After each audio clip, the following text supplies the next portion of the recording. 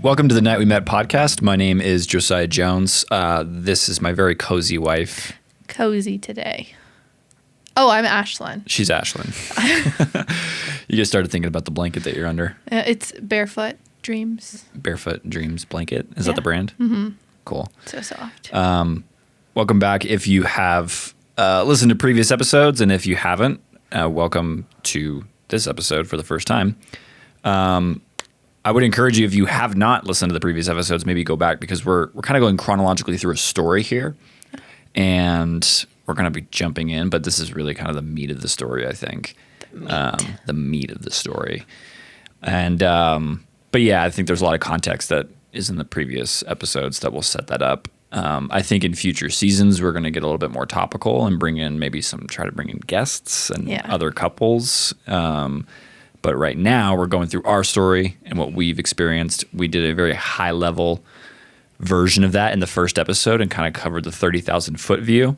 And the past two episodes, we've been going through a little bit more methodically and in detail, from our dating relationship to the point of engagement, and then our engagement season to marriage.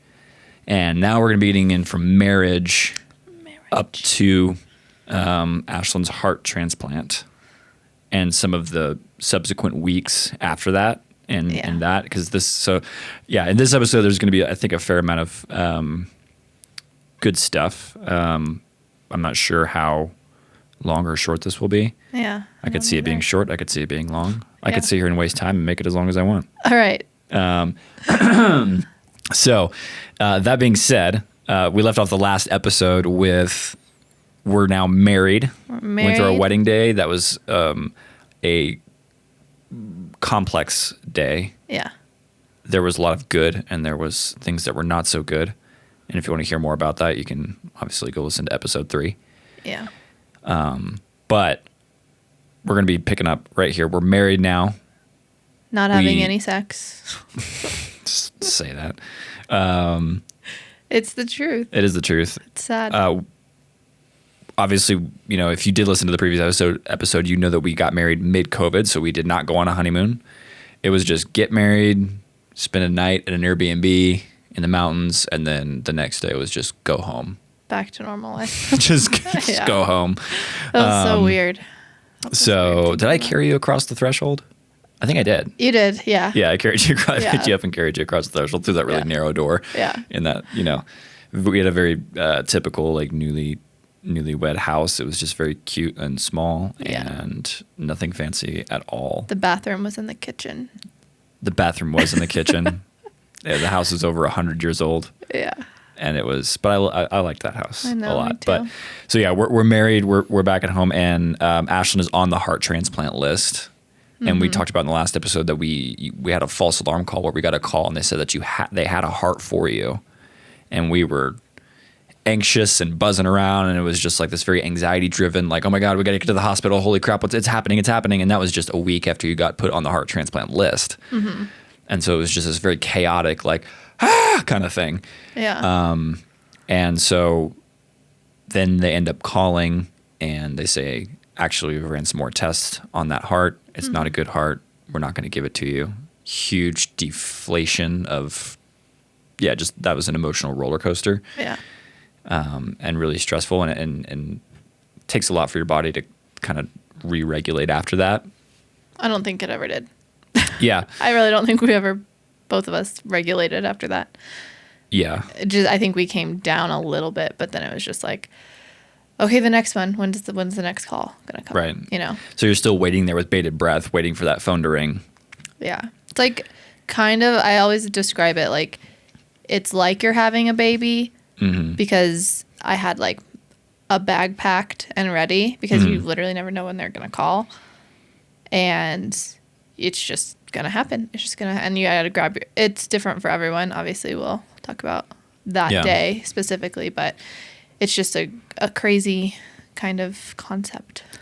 Yeah, and I think for like something we'll get to in this story, but I think you should say now how you had programmed the hospital's phone number into your phone. Oh yeah. How did you? So when the hospital would call. So the false alarm call, when the hospital called, they were calling obviously from a specific number. So after that phone number called me, I saved it in my phone as maybe a new heart with like a little heart emoji next to it. Like maybe, like who knows? Because once the false alarm happened, I was like, okay, I need hope and I need something like to like look forward to when that call does come, and something that's like positive. So I'm just going to save it in there as that. So yeah. So I will give a brief recap here on Ashlyn was born with a rare genetic disease called Danon disease. And it's essentially, by definition, it's a muscle disease, but your heart is a muscle. And so that is the organ and what is primarily affected and the most dangerous aspect of it, because I didn't know if you knew this, but you need your heart to live. Oh, yeah. Yeah. You need that. So that's why she was in this position in the first place. Just maybe people who are jumping in for the first time. I want to make sure that's understood. So you're born with a rare genetic disease, you need a heart transplant. You get put on the heart transplant list. You're 27 years old. 27 years old. Yeah. So that's where we are. We're newly married. While we were engaged, we get a false alarm call for a heart. It falls through. We get married. Now we're living in this tiny little adorable house with our new golden retriever puppy, Cash, who is currently laying on the floor right now underneath Ashlyn's chair, just taking a nap. He's a good boy. He'll be 5 in May. Oh. You go, oh. I know, he's a big boy now. So that's where we are. And you were working. I was working at an advertising full-time job at an advertising agency. Strangely enough, I got offered a full-time job in the middle of the pandemic. I was freelance. COVID hit. All my work evaporated. I was like, I don't know how I'm going to make any money. We'd just gotten married. Well, we weren't married yet. We weren't married yet, but we were getting married. And then, obviously COVID started in March. I had just gone freelance from my previous full-time job. Now I'm freelance. COVID hits. All my work disappears. I'm like, okay, like we're... Yeah. I remember I was driving down. I got in a job in Houston. Yeah. And I was driving to Houston. A freelance job. Yeah. Yeah. From Denver to Houston. It was like an 18-hour drive. But part of my job was I had a specific... I wasn't playing a very significant role in this shoot. I think I was like doing... I forget what I was doing. Yeah. Like assisting in some form or fashion. Regardless, my job was to drive the gear van from the production company in Colorado down to Texas. Yeah. And so... Which I really love doing because I love long drives by myself. It's one of my favorite things, just to be alone in a car for 18 hours. It's weird, but I enjoy it. And so I was... Where was I driving to? Irrelevant. Houston. Doesn't matter. I know I was driving to Houston, but I forget where I was driving to that day. Amarillo, Texas. And so I was driving, got all the way into New Mexico, got into Texas, and then they called me and they said, "Hey, the shoot got canceled because of COVID."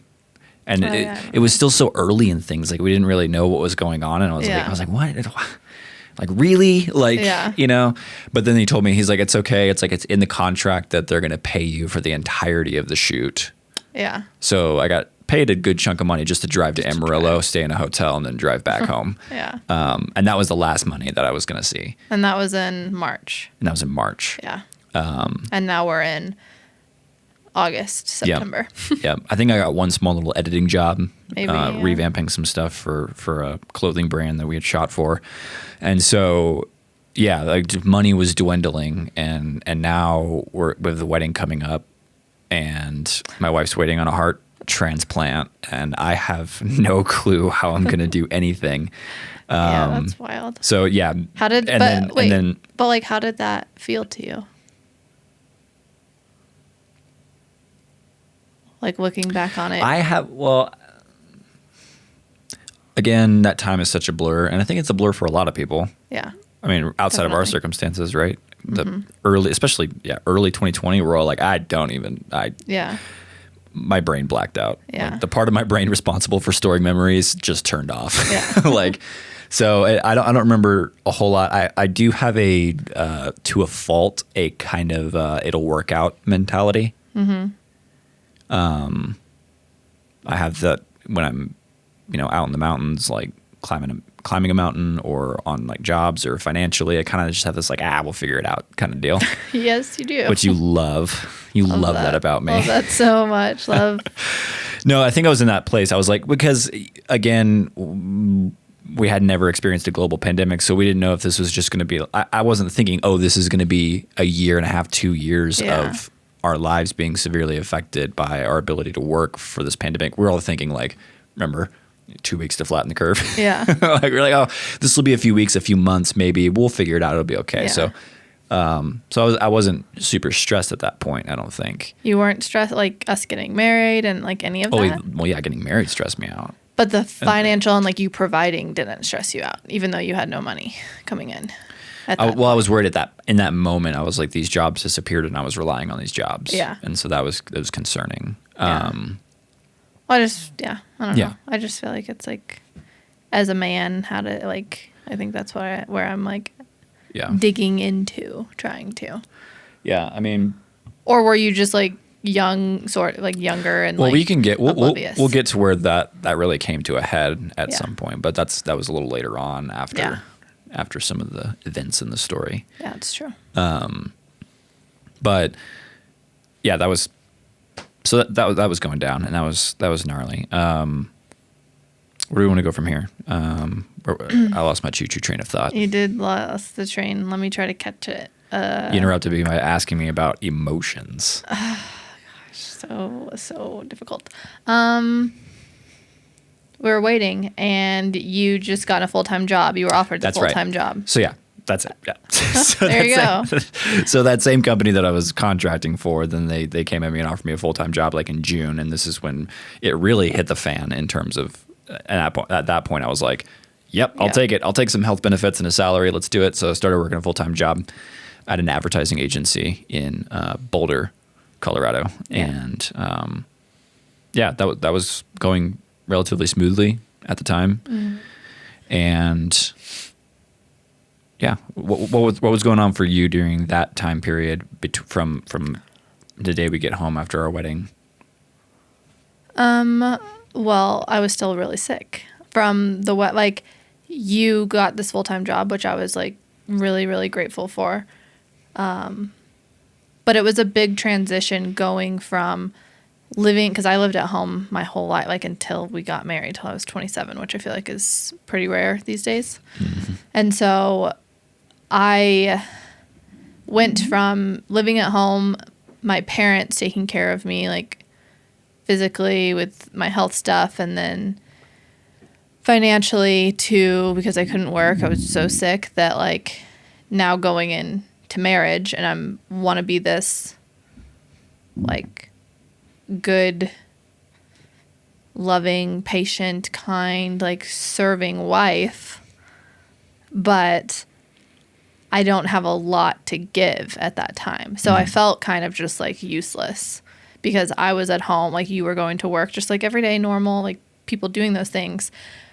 But we'd just gotten married, and I could like I couldn't even really get up off the couch. Like I could like walk around the house, but like even sitting on the couch, I was in so much pain in my chest that like every day I was just praying and crying and praying, and you would go to work, and then I would like call my sister or call my mom or call my dad and just kind of like get through pretty much by the hour at that point, because it was just like I knew I had a feeling just like spiritually that I wasn't going to be waiting forever, because I just had like a really strong connection like with God and our conversations, and like this feeling of like it's going to happen. Like it's going to happen, and it's going to happen soon. You're not going to live like this through the beginning of your marriage, but then a different version of that came along.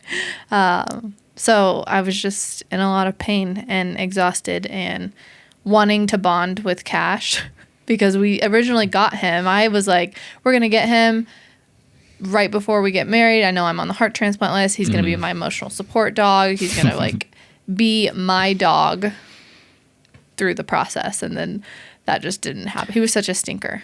Well, yeah, he was a male golden retriever puppy. So tons of energy, tons of like aggression, wants to wrestle. So I bonded with Cash a whole lot more. Yeah.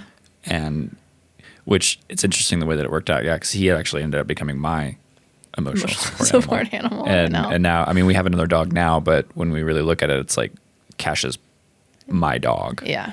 And I'm his person, you know. I'm his person too.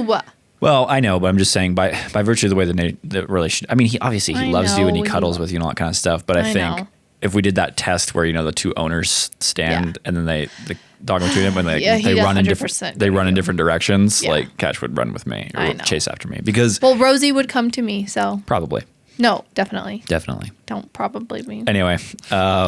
So that's how I was feeling during that time. I just like not wife material at all. I was so sick, just bloated all the time, in pain, just not feeling great. Yeah. You know, it kind of sucked. Yeah. And I had really terrible facial hair at the time too. You did. You looked like a little leprechaun. Yeah, I know. I thought for some reason that beard looked good and it didn't. But maybe I'll look back and 5 years from now and be like, what were you thinking with that mustache, Josiah? Honestly, maybe. I don't know. I think I like the mustache. So it's grown on me. Yeah. It's grown on me too, literally. Yeah. Dad jokes. You're going to be a good Zing. Dad. So yeah, well, I think I can take it into the, you know, we're about 5 weeks post wedding. Mm-hmm. I'm working a full-time job, obviously, like as previously stated. And I went, again, I feel like I'm like repeating a lot of things for people that kind of are jumping in because who knows? People might be jumping in on this episode for the first time. We live in Colorado. Yeah. And I like hiking and climbing and being in the mountains a lot. And so that's my peaceful place. I love being up there. And I had left on Sunday, September 27th. I woke up at 4 a.m, had packed all my stuff the night before, drove up into an area here on the Front Range of Colorado called Indian Peaks Wilderness Area. There's a 13,000-foot mountain up there called Mount Audubon. I went up and hiked up to the top of that mountain that morning. It was a beautiful September day. And then I remember I obviously summited the mountain, went back down, and before I went back to my car, there's a really pretty lake called Brainerd Lake. And I was sitting there on the banks of the lake, and I was just like sitting in the sun, like soaking up the sunshine, and it was just such one of those crisp, clear, beautiful September days that you get in Colorado. Yeah. It was so pretty. And I remember on that morning, it was interesting. On the way up, I saw moose at like 12,000 feet, which is really weird. And I don't know why this detail matters. This one doesn't matter. Well, just because it was beautiful. Just like I was like, oh, a moose. Like a really peaceful. Normally, you see moose down low, like near the rivers, near the ponds, in the woods. They don't really like to be in exposed areas. So to see a moose up at 12,000 feet, I was like, oh, hey, dude. Yeah. Obviously, kept my distance because if you don't know, moose are very dangerous. So I was like, all right, buddy. Just kind of like danced around him, and he just kind of continued on his way. That was a really pretty, moment to see that. And then get back, and I'm sitting next to the lake, and for the first time ever, I saw otters in Colorado. So I'm sitting there watching, and these otters are in the lake. And I'm like, I didn't even know we had otters in Colorado. I've seen them in Wyoming before. Yeah. But I hadn't seen them in Colorado. And they were just like, diving and playing and like catching fish. And they were just like having a great time. And it was just this really beautiful moment of like peace and calm. Yeah. And I'm sitting in this beautiful alpine mountain lake, gorgeous day. And I'm just watching otters play in the pond. You're their like, little hands. Yeah, so it was just one of those moments where you're just like, this is awesome. And then meanwhile, I'm at home. Ashton's at home. Obviously, I can't it's probably go do about it's probably about 10 a.m. at this point. Mm-hmm. And so I get back in my car and I start heading down. And all this time, I'm mostly out of cell service, so you can't really communicate with me. Yeah. I get back into cell service, and you get a call. I get a call from you, and you're like, "Hey, I'm really, really not feeling good. Yeah. Can you please? Are you coming home?" And I was like, "Yeah, I'm on my way right now." And so, I head back down, get home. Excuse me. And then I come into the house, and you're in the bedroom, laying on the bed. Yeah. And you're just describe what you were feeling and what was happening. My heart was beating irregular, like crazy. Like I always describe it just like popping around like popcorn. And I was very used to that feeling, which I talked about in the last episode, of knowing when to know when is too much. And the pain, like the sharp pain in my chest, it was like they were just like tag teaming each other, and like pressure. And I was so short of breath. I hadn't eaten all day, and I just did not feel good. And when I would get to those places, we would weigh the options. Like, should we go to the hospital? Well, they can't really do anything. Maybe they can give me fluid. Maybe they can do something. I'm waiting for a heart at this point. So it was like, we don't really know what to do besides maybe go to the hospital or try to go to sleep, take Tylenol PM, something, you know? And that's just kind of where we were at. Yeah. It was about, I don't know, by the time I got home, it was probably like 11:30 or something like that. Yeah. I was only like an hour and a half away. It wasn't crazy. Yeah. And we were laying in bed, and I was just laying next to you. And I think The Office was on TV. Yeah, we were watching The Office. We were watching The Office. You were trying to like distract me. You were like, let's put on The Office. Because it was lighthearted, and Yeah. we love The Office. Who doesn't love The Office? I know. If you don't love The Office, we can't be friends. So we're watching that, and we're sitting there, and it's just still, and then seemingly like out of nowhere, the power just shuts off in the middle of the day. There's no thunderstorm, there's no lightning, nothing. The power just goes, Yeah. and it got eerily quiet. Yeah.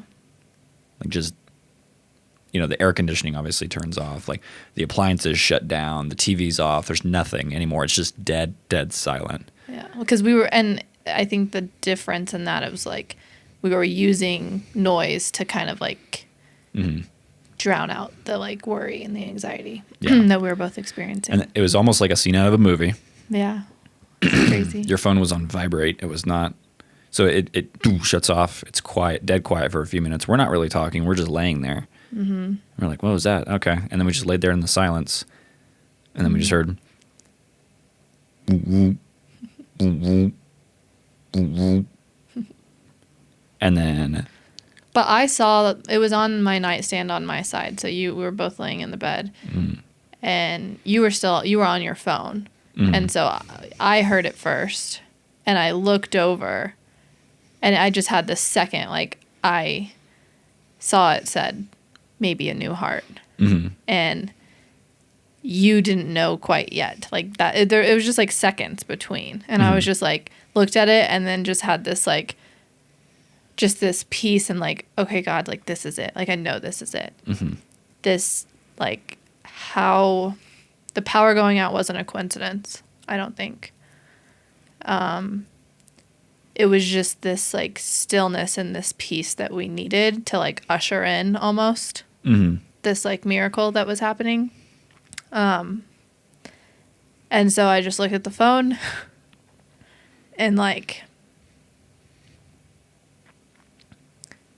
You can do it. It's just crazy because it's like something that you're praying for. But then I know someone else has passed away and someone else is getting like Terrible really, news. really sad news. And I'm getting an answered prayer, and it's just so messed up that life is like that. Sometimes it's like, why does someone else have to suffer for me not to suffer? And then advice, like it just doesn't seem fair. And it's still really hard to like think about. And so I pick up the phone. I don't remember what I did. Did I just like show you? I think so. I think I just like showed you and you were like, pick it up. Like, answer the phone. Answer it. And so I did. And the cardiologist on call that day was like, Ashlyn? I was like, yeah. And he was like, I think we might have a heart for you. Yeah. And goes through all the testing and all. He was like, we put it through all the tests. Seems like it's going to be a really good fit. Yeah. And how did it feel compared to the false alarm call? I remember it was very anxiety driven. It was very rushed and very, again, I was feeling pins and needles in my extremities, and it was just this kind of mad, like, and then what was this one? Was just like so peaceful and so like it just felt I just like could feel like the Holy Spirit. Like it just felt so like this is right. Like this doesn't feel good in the terms of like this isn't how it should be on this side of heaven, but this is the way that it is.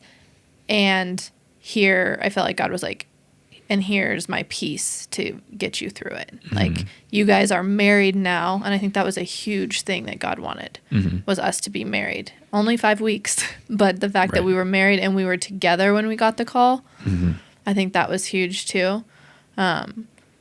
Because both days you had gone up to the mountains when we got the call. Yeah. And I think he wanted you to get to the mountains to experience that. You can talk about that. But then he wanted us to experience it together and not as just fiance, you know? Yeah. What about you? Like, how did it feel to you? Well, with that first false alarm call, again, I was in the mountains and I was like trying to rent a paddleboard at this lake in Evergreen, and they didn't have anything for rent. And I was like, all right, well, then I'm going to go to the restaurant and get lunch. And then I go to the restaurant and I sit down and I order lunch, and then you call and you say you have the heart, and then I race down.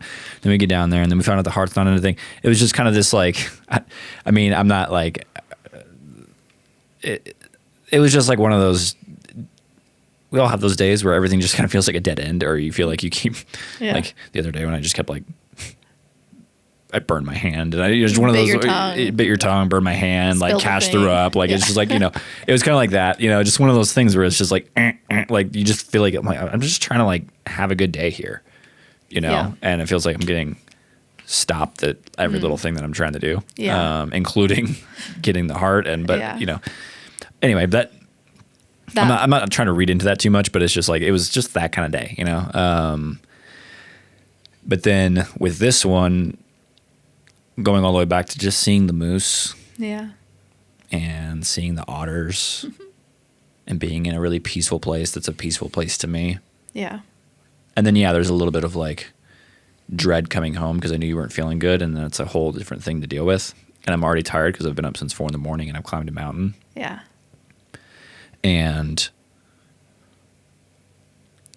But with the power shutting off, and then that, it just felt like everything leading up to that point was just kind of this like much more peaceful, much more calm, much more sober. Yeah. Like, okay. Like,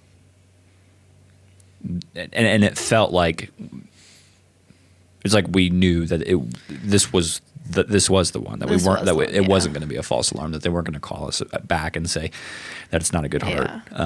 We just had that like feeling. Actually, it was exactly 4:14 when they called. 4:14 p.m. I have that tattooed. If you're watching, it's on my arm here. But I remember I took a screenshot of it because like just those little details are important to me. And I remember seeing it and just being like, I just feel like God like put in that Esther 4:14, which I'm starting to realize now how much more that makes sense. We were talking about that today. What does Esther 4:14 say? It says, "For if you keep silent at this time, relief and deliverance will rise from the Jews from another place, but you and your families, you and your father's house will perish, and who knows whether you have come to the kingdom for such a time as this." And I think the Message version says like, if like you don't speak up, like you were born at this time, if you don't speak up, like your family won't be saved, like that kind of thing. And at the time I was like, okay, yeah, I get it. But also I have no idea what you're talking about. And I'm, like I said, we were talking about it this morning, that I feel like that's something that God is working on in my new heart with that idea. But it was just one of those things that was like,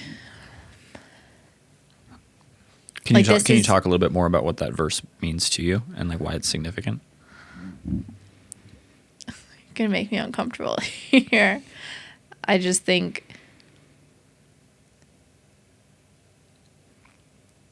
that I want to help people. I want to use my voice to help people who are hurting.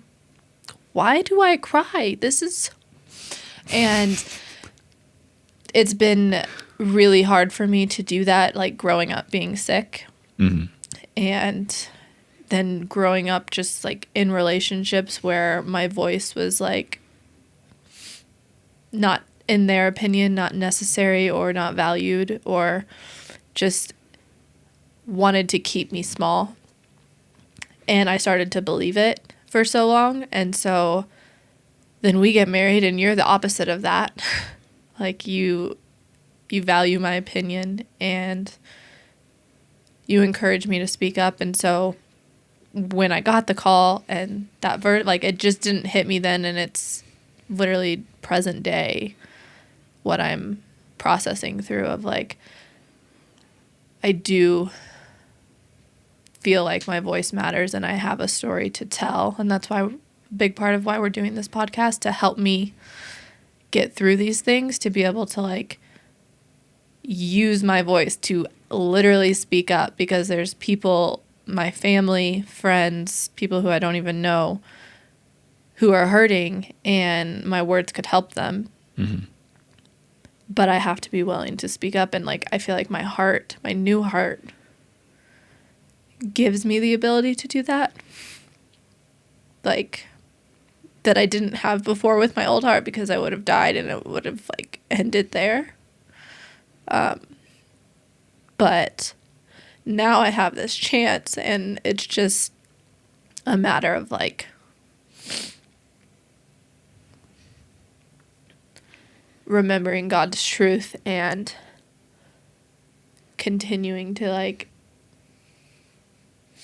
remember He gave me that verse. It wasn't a coincidence that He called it that time, and surround myself, like with people who believe in me and that part of me, and that my story does matter and my words matter. Mm-hmm. People like you.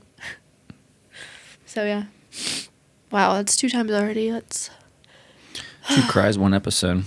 That should be the title of the 2 cries, 1 episode. Well, let's wait till we get to the end of the episode, then we'll get the final tally. Then we'll get the final title. Yeah. Yeah. Yeah, it's like in some way what you didn't know then, the fact that they called it 4:14 and that caused you to think about that verse, or God put that verse in your mind and on your heart. Yeah. In some ways, He was telling you what you're about to go through is going to give you the ability to speak up. Mm. That's so beautiful. Yeah. Yeah. Gosh. Cry number 3. That's so wild. I never even thought about that. I just think of, like, I'm so literal sometimes. Uh-huh. A lot of the time. And I just think, like, it's my heart, my ability to be here, which is true. Right. But, like, metaphorically, Josiah with the metaphors. Ugh, so good. Wow. It's the currency of filmmaking, is metaphors. I love that. I'm glad you like that. I need a sip of coffee. Okay. Wow. Yeah. It was just a very peaceful, to like round it up, like. Right. The whole experience felt very peaceful. So plot moving forward here. Here we go. 4:14 calls, and then they're like the same thing. A nurse will call you, and I'm like, okay, that nurse is calling me. Like, there's going to be no doctor calling me. So nurse calls me around 6, and I get the hospital bag. I take a shower, and we call your parents. We call my parents. That's important. They're going to meet you. They met us at the hospital because in the parking lot. Because we needed someone to watch Cash and take care of him. So they were going to take him. But they couldn't go in. And that was right. It was 2020 still, obviously. So I could only have one visitor, and it was from 8 to 8, even with a heart transplant, which is wild. But, and you weren't going to be able to stay the night, which is insane. But thankfully they made an exception for that first night. For the first night, they made an exception. So we get to the hospital, and you say, excuse me, I ordered a new heart. Where's the heart? Where's my heart right now? And they were like, it's right over here. Right. And then we just need to cut your chest open. Okay. And you were like, no. So That's how It hospitals. was it was a surreal, Right. like that drive was just like, because we live like 45 minutes from the hospital. It was just like, this is happening. Like Right. we're in the car, we're further than we were last time in this process. Somewhat thinking like, yes, this is it, but it could go. So I need to prepare myself and my expectations. But once we're like in the hospital, I'm like, we're Right. doing it. Yeah, This is happening. for sure. And if we go back a little, what I said a little earlier, remember, I had woken up at 4 a.m. 4 a.m. and climbed a mountain And it and was gotten back down. 6 And we p.m. get the call. And now it's 6 p.m. And then, so I've been up for 14 hours at this point. And then we're just sitting around waiting, and they're prepping you for surgery and Into the night. into the night. And we don't know when you're going to go in, but I'm trying to be awake. Yeah. Well, you don't end up going into surgery until 4 a.m. The next day. the next day. So I was up for 24 hours. I think I dozed off on the couch for like 30 minutes I or think you something. did. But like, There was a ton of like nurses. They had to take like so much blood, put in like Right. 4 IVs, like yeah. So just a lot. I was up for a very, very long time. And then they took you into surgery. At 4, well, the doctor came in, the surgeon, and Yeah, Dr. talked to Aftab. me, and like I had connected with a Dannon patient who lived in the UK like that summer, and just talked to her, and she was like, the biggest piece of advice she gave me was just like take in one of the biggest is like just take in all the like thing like the surgical, like the room that you go into, just like take it all in, because you're never going to get to experience that, like, and that's yours alone to experience. Like your family and friends can't go with you back there, like it's just yours. And it's surreal because it's nothing like Grey's Anatomy at all. It's like No. just so different, and very bright, and tall ceilings, and 20 doctors and nurses just like rushing around. And I remember them wheeling me back and like just feeling like that, like I was not scared, like at all. I don't know. It was just so, I was just like, okay. Like, and I don't think they gave me anything to like relax me. And I was just, but I'm glad that they didn't, because like I got it, maybe they did, but like got back there and was just like laying on the table probably for like 15 minutes before they put me under. And it was just like, this is And it's a happening. table, It's a table. which is like a hard table. Just a hard table you're just laying on, and everyone's just around you like, I have this, I have that. Like the heart wasn't even there. I think it was about to get there. And it was just this surreal experience that like I don't ever want to like live through that again, but I wish I could like see it and be like, oh my gosh, like I just. Yeah, and that's wild that I said this in the first episode, but the like that sobering reality of that heart was in a living person 24 hours ago. Yeah. And now that person is gone. And now it's going, yeah. And then it's getting ready to go into you. So the whole time we're sitting around, I mean, you know, who knows? Even when I woke up that morning to go climb the mountain, that person still could have been alive. Yeah. No, they weren't. Oh, Because well. he told me that Okay, well, like, even just the 'cause- previous day when we were having 'cause breakfast. I remember or- on the phone call, my doctor, he was like, I think we have a heart for, he was like, Ashlyn, now I'm remembering, he was like, we've been talking about you. And so remember that? And then he was like, I think we have a heart for you. So like it had, you know, it happened like the night before. So the doctors, for 12 hours before I actually got the phone call, they were already working on it. Okay. That's what kind of Yeah. So I mean, yeah. Well, even regardless, just before like that, yeah. like the day prior or 2 days prior, we're just like going about our lives, doing our thing, and this person's going about their life. We don't know. We don't know. People always want to ask about, do you know anything about the donor? Yeah. And it's like, no. Right we now, don't. no. I just know that they were young. They just kept saying they were really young, and that they had been had past drug abuse and were incarcerated at one point. But that's like legally what they had to tell me. They don't have to tell you that stuff anymore. But I was like, as long as it works, it's a heart, it's great. Like that's what I want. But that's all that we know. Yeah. Still. We don't know if it was a male or a female. Yeah. We don't know how old they were. We don't know their name. We know that they were here in Colorado. Yeah. Because sometimes someone will pass away and they'll fly the organs to different states. Yeah. Based on demand of like who needs like if someone passes away in Montana, and they have good organs, and someone in Oregon really needs, a liver or a heart, they will package that up, put it on an airplane, send it there next day, boom, and because you have to move quick with the organs. It's, I think maximum like 72 hours or something like that. I don't know. Someone Google it and correct me on it, but it's short. It's not like you have a week by any means. No, it's like a baby. Like it's here. It's here. You got to take it. It's now. Yeah. So you go into surgery. How are you feeling when I went in? People always ask that, like, how are you feeling, Josiah? Yeah, I know. I'm really good in crisis and like really intense scenarios. I function very well. My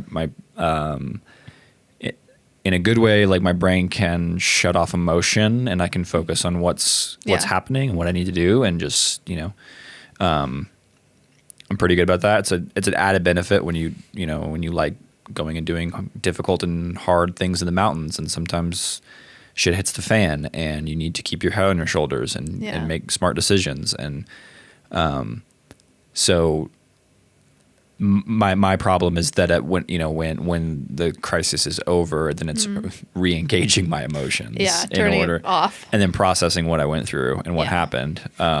That's always the harder part for me. And so it was, at this point, probably 5 a.m, something like that. And the sun's starting to come up. And I knew at that point, like I was like, well, you just always see in like movies and television shows, and it's like the husband's like, I'm not going anywhere. I'm not going anywhere until I know my wife's okay. I'm not going to eat anything. I'm not going to eat anything. I'm not going to take care of myself at all because I'm like, no, that wasn't. That was a really good. You know exactly what I'm talking about. Yeah. I'm not going anywhere.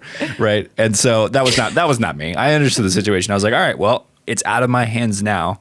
Yeah. What do I need to do? Like, I need to go home and sleep. Yeah. Because when you come out of surgery and wake up, I need to be good. Yeah. Like, I can't, So, so I went home and I went to bed. Yeah. And I think I slept from like 6 a.m. to 11 or 12. So I probably got like 5-6 hours of sleep, woke up. Was it easy for you? You just went to sleep? Oh, yeah. Because I was like, you weren't like stressed. Again, I'd been up for 24 hours. Yeah. And I climbed a mountain. Okay. So I was, my body was like shutting down. I was just like, you're going to sleep.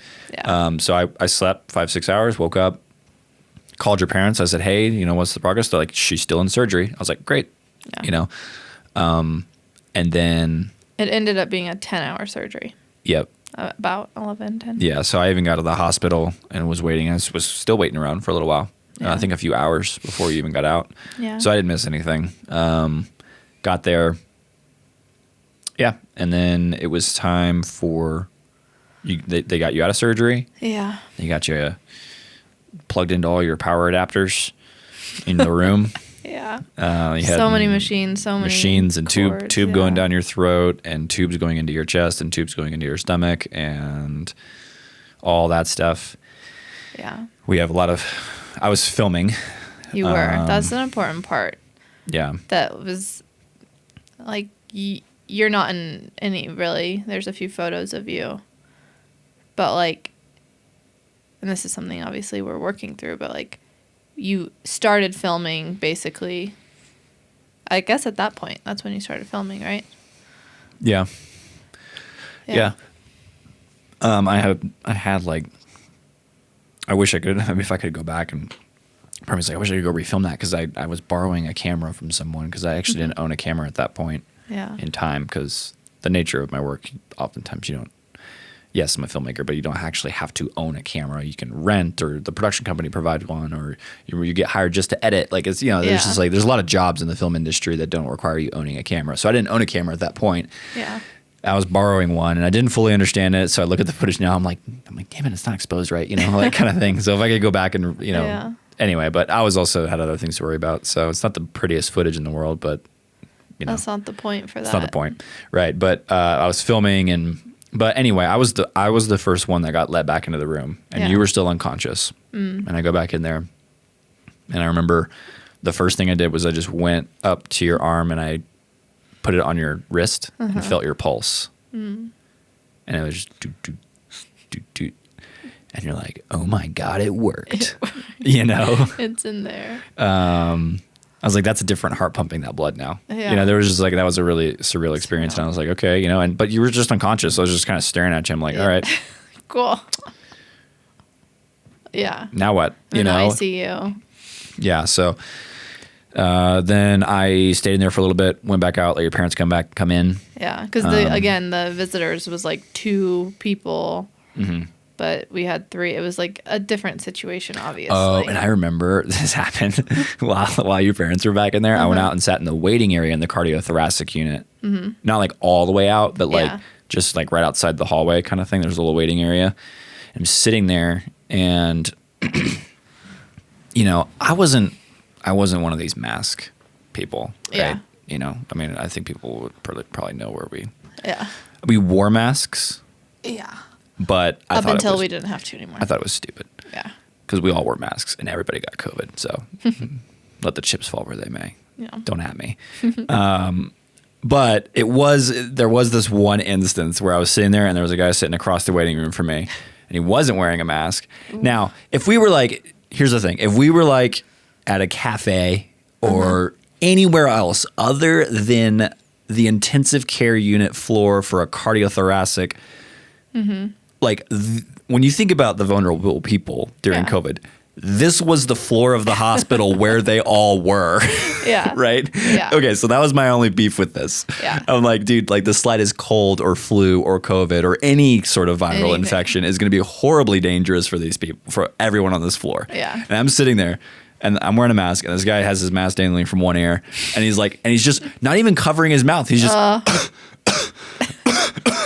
Okay, people don't want to hear you coughing in the middle. Anyway, and it was the only time I did this during the entire pandemic. And I look up at him, I'm like, I didn't ask him. I said, cover your mouth.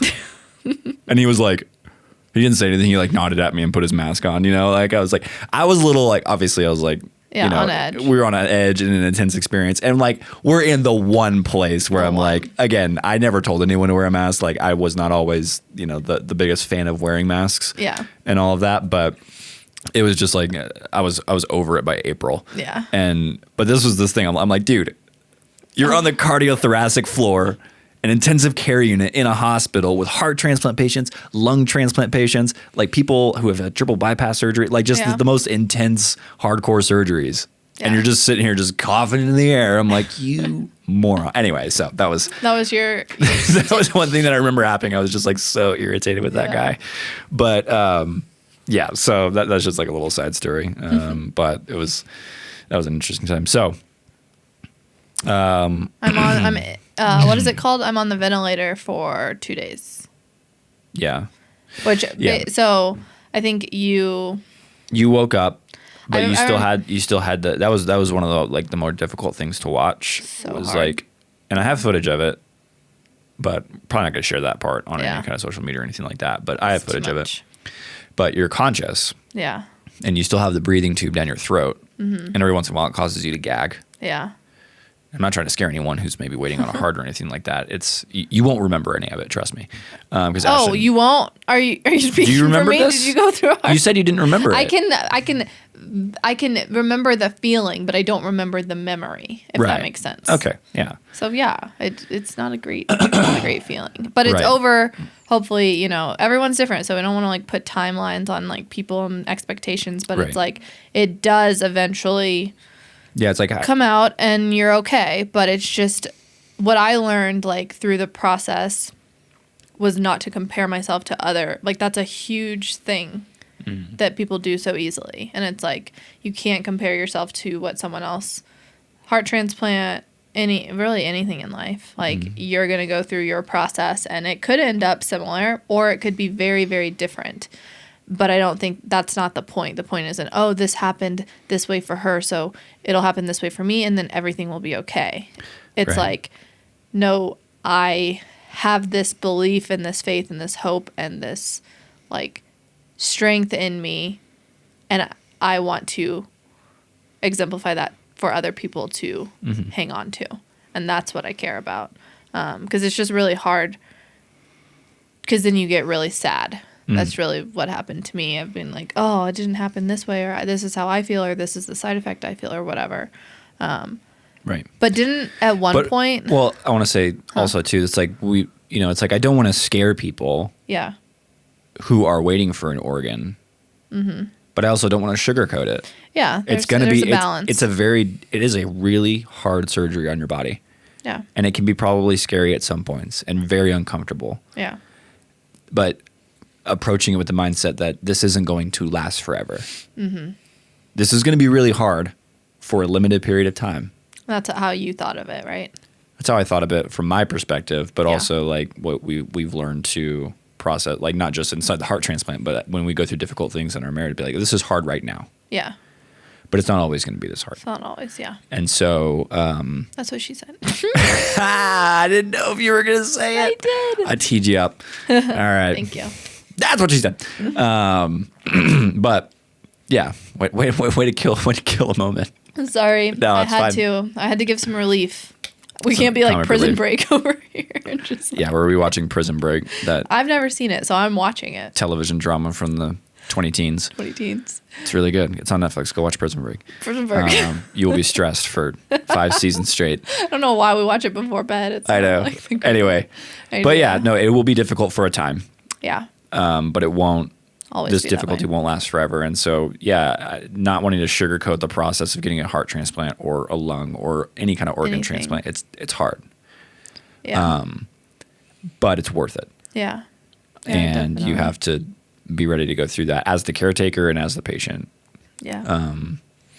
So you wake up and I'm hallucinating like You're hallucinating, nobody's like- business. My blankets start coming to life. My mom got me just this, from the drugs. From the Yeah. drugs. My mom got me this like stuffed animal T-Rex because she used to call me her T-Rex. It's a long thing, but I just love food. And so it was in the window, and every night I was by myself because no one could stay with me still.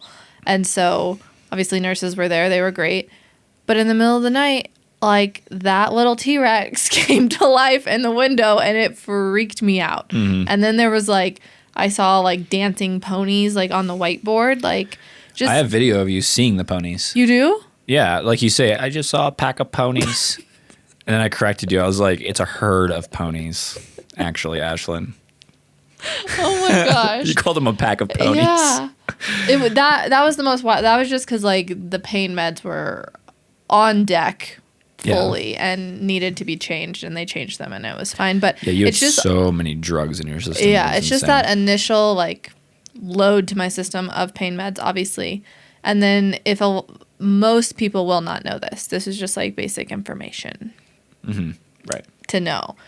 You are put on like when you get an organ, you are put on anti-rejection medicine for the rest of your life. I have to take it. I'm like talking to the camera. I have to take it every single day for Even- the rest of my life. You took it today. I took it today. 5 I years take later. it twice a day, for every day, twice a day. But I feel like a lot of people think like, oh, you got an organ transplant? Amazing. How are you doing? Good. I'm like, yeah, but I'm on all this medication. They're like, oh, for how long? Forever. Forever. And it's some of it can make your kidneys fail. Others causes skin cancer. Like it's a, what is the Balancing saying? act? It's like a one for the other. I don't know. Pro and con. I- Double-edged sword. Yes, maybe. Yes, it's a double-edged sword. It's a double-edged sword. Like I have to take it. And I had a terrible stomach problems to begin with. So that load of medication was awful. Right. Like so awful for me, where some patients I've heard, they are fine. Like it's like, yeah, it might mess up their stomach for a few weeks, but then they're good. Yeah, everyone's body responds differently So to medication. And also to say too, it's like right when you leave the hospital, you're on the most amount of medication you're going to be on, right? There's like 28 different or 28 pills that you have to take. on 28 pills for like the first 6 months. Right.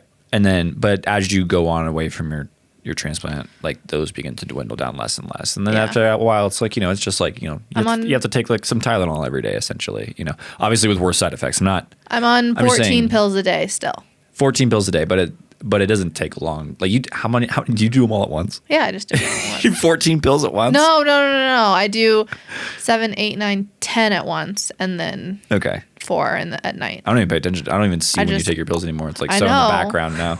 I used to have to help her organize all the pills, and like we had to like learn the whole system. We had like a checklist and like a whole printout of like what fit, had to make sure I didn't mess it up and all that kind of stuff. Timing and all of it. Now it's like it's just a whole. It's a full-time job. Yeah, that's what it is. Right. Right, and so yeah, just a lot. Yeah, and the reason. Okay, so I'll just explain really quickly. Like the reason that for people that don't understand, like why do you need to take like anti-rejection, all this kind of stuff. I'm not going to explain this in a very scientific way because I'm not a doctor. Yeah. But I'll just explain it in the way that I understand it.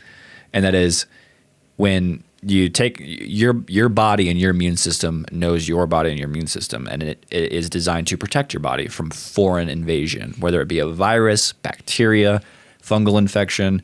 Your body is designed to fight away things that it recognizes as not a part of your body. Yeah. That's your immune system, right? Mm-hmm. So when you take out an organ of your own and you put in somebody else's organ, your immune system goes, yo, that is not us. Yo.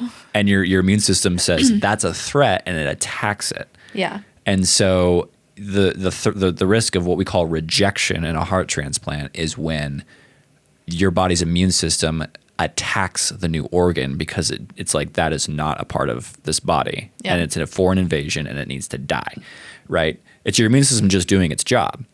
So in order for you to stop that from happening, is you basically have to suppress the immune system. You have to say, stop, like don't attack it, right? And it's not totally like it's just to the point, suppressed to the point, because there's different variant, of how suppressed it can be. But it definitely takes me twice as long to heal from things, recover from all that. Right. You still have somewhat of an immune system, but it's not nearly as strong as mine. No. And I have a baller immune system. Yeah, like this is still taking forever. I thought it would be healed by now. Oh, no, those take a while. She's talking about a boo-boo on her finger that she got at the rock climbing gym. Yeah, I'm pretty proud of it, but I feel like it's taking forever. Yeah. Anyway, but I have a really great immune system. So all of that to say is that we are actively I'm not, but the doctors are actively and intentionally repressing your immune system. Yeah. Meanwhile, there's a global pandemic going on. So, the COVID being around was an added stress on top of the whole situation of that. Yeah. This is like spreading like wildfire through the population. And like, we knew we were going to get it at some point. Yeah. And then, ultimately, when you eventually, we won't get into this, but like when you did get COVID, it hit you pretty hard. Yeah. But obviously you survived. Yeah. But when I got COVID, I went out camping in the desert to quarantine from Ashland and was like going on hikes. Yeah.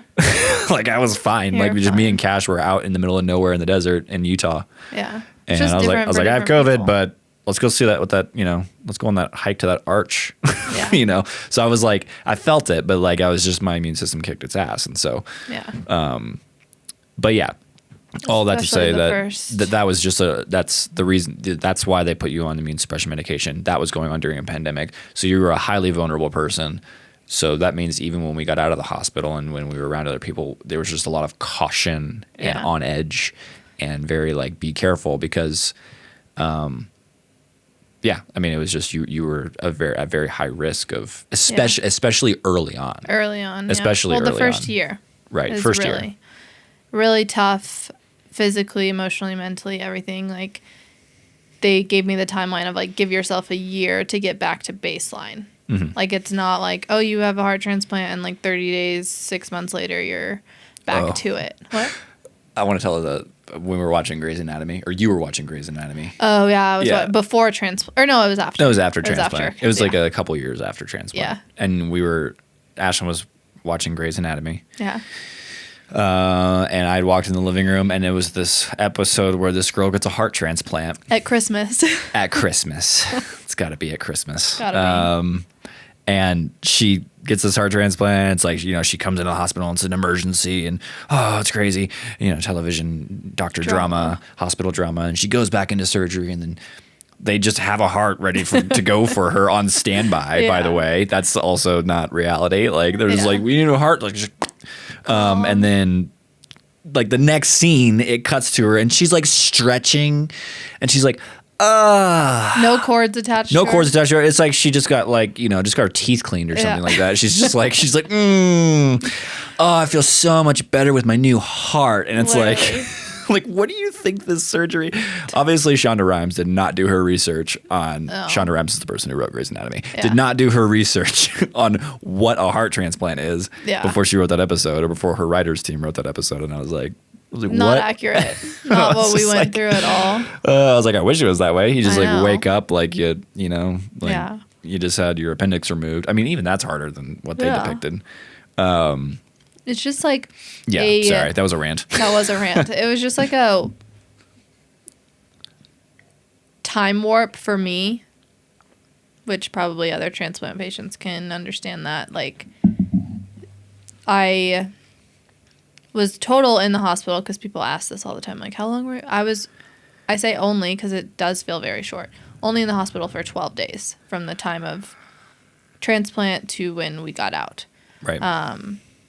And that seemed really short to me. Even on the day that I went home, like, I was not ready emotionally, physically to go home. But my doctors thought that I was ready. They had. Yeah.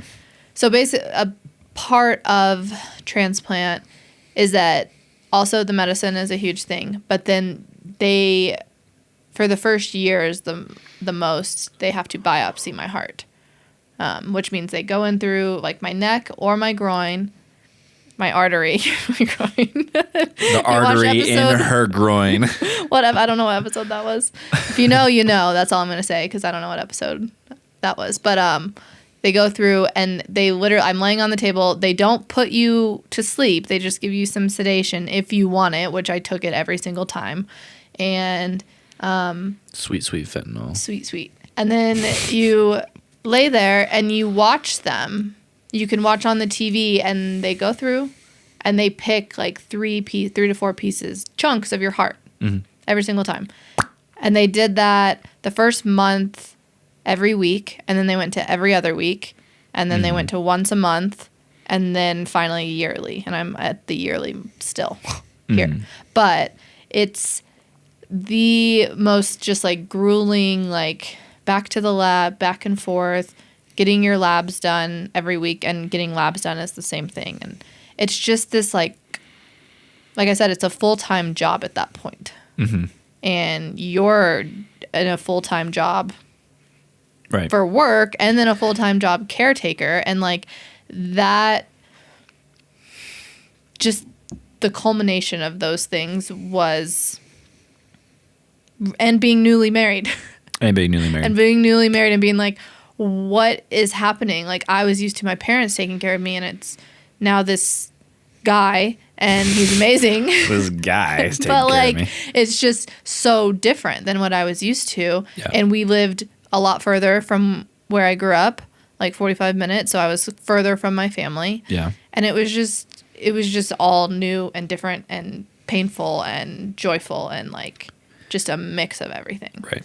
You know? Yeah, the way I say it is that, like, everything, I think I mentioned this in, like, the first episode when we gave the 30,000 foot story, but everything went, I'm an unmarried, I'm not single, right, but I'm unmarried. Yeah. Still, we didn't live together until we got married. And so I'm unmarried, living on my own, doing whatever I want to do whenever I want to do it, and kind of living this, like, just single dude lifestyle. Yeah. And 6 weeks later, like, everything's different. And so that's a shock to the system. Yeah. A really big shock to the system. And I was 26 and I didn't know how to handle that very well. I don't think, and you can't really probably expect any 26-year-old to know how to handle that well. No. But these are things that if you deal with them, like we talked about, you deal with them when you're like 70, 60, right. Maybe later when you're more in life. mature and you have more life experience under your belt and all of that. But it's like, I'm not supposed to be dealing with this when I'm 26 years old. Yeah. Which, that's pretty young to get married.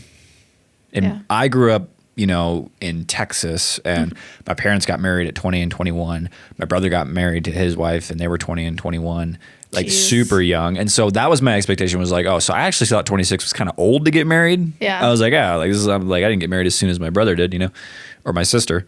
And so, I think my sister got married, Courtney got married when she was 18, I think. Sorry, Courtney. I don't know if she wants me talking about that. I don't think she cares. Anyway, You can, she got married when she was really young. you can Like, take it out. everyone got married. No, it's fine because everyone got married young. You know, really young, and I was 26, and so I thought that was weird. But now that I know, I'm like, that's you're a child. Yeah. But all I had to say is things shifted really quickly, and Yeah. I don't think we were prepared. I don't know how you would prepare someone for something like that. Like, I mean, Yeah. but I think that's a good spot to end this episode. Yeah. And then we can go next episode, talk about the recovery process. Yeah. Because that's a whole different can of worms. Yeah. And I think it would be overwhelming to try to cram that into this All episode. that. Yeah. There's a lot in here. It's good. Because that's where a lot of the relational struggles begin. Started, yeah. Because you're in a high stress situation. You're not even really fully understanding the emotions that you're feeling. Yeah. Not you, I'm saying both of us. Yeah, yeah. Like you like I'm not understanding my emotions and Ashlyn's not understanding her emotions and I'm on steroids that make me really, really, really, really emotional. Yep. So, and you're already emotional. Yes, I am. So you were like super emotional. How many times did we cry? Did I cry? 4? 3? How many times did you cry? In here? This episode, I think 3. So 3. Yeah. 3. What was it? 3 cries. I don't know. But yeah. Sorry, I'm yawning. I'm tired. I need a Red Bull. It's only, if you guys are wondering what time of day we generally record these episodes, it's currently 2:11 in the afternoon. I am tired. We normally try to do the mornings, but anyway, so we'll end that episode or this episode here. Yeah. And then next is where we'll start getting into what the recovery process was like, what were some of the emotional challenges that we experienced during that. But that is kind of a little bit more in detail from marriage to transplant. Ashlyn now has a new heart in our chronological timeline. She now has a new heart in her body. I do. Sorry for any British people watching. I don't do the best British accent, but I can do one better than that. I don't know why. I think it's the microphone in front of my face that's making me do it not as good. All right, whatever. So Gosh, ADD much. ADHD. Oh, ADHD is the modern terminology. Sorry. All right, we're going to end the episode here. Do you have anything else you want to say? No, I don't think so. Actually one thing. It is really hard to put into words in like a hour plus podcast episode describing that experience. And I feel like I only like scratched the surface with it, and that's the point of this podcast. It's not to like go like super deep, and that's what I think my writing is for one day. And so I just want people to know that like it's like because I am such an emotional, I like, want to make sure people understand like what I'm saying and acknowledging their feelings and how things would make them feel. Like I think it was the most difficult thing that I had to do physically and mentally and emotionally, but it's worth it on the other side of it, you know? Yeah. Like to fight for your life, like it sucks, but it is worth it for so many reasons. But I think one of the big ones, I'll just end it here, is like you said, like it allows me to become who I'm supposed to be and enables me this experience to use my voice and start using it. Yeah, and I think the last thing I want to say is I don't know why, but I just got the picture of a person who is listening to this right now, and they're in a hospital. Maybe they're not waiting for an organ, but maybe they're having some sort of treatment for something else, or irrelevant of the actual thing. But you're laying in a hospital bed right now. Yeah. And I don't know. I just feel like saying that like this is difficult right now. Yeah. But it won't always be like this. It won't. So it's bound to change. That's the only thing that I think I want to finish with. All right. So, all right, guys. That was a fun episode. We got some cries. We got a That's What She Said. Yeah. What else? all We around. made fun of Grey's Anatomy. Yeah. I critiqued Shonda Rhimes. This was great. Great stuff. We're getting better. We didn't even have a bullet point list for this episode. We just fired And we off. didn't have to restart. We didn't have to restart. We just fired off the cuff. Alrighty. We're well, in it. That's it for episode 4. We'll see you next week on the Night We Met podcast. Okay, love you. Bye.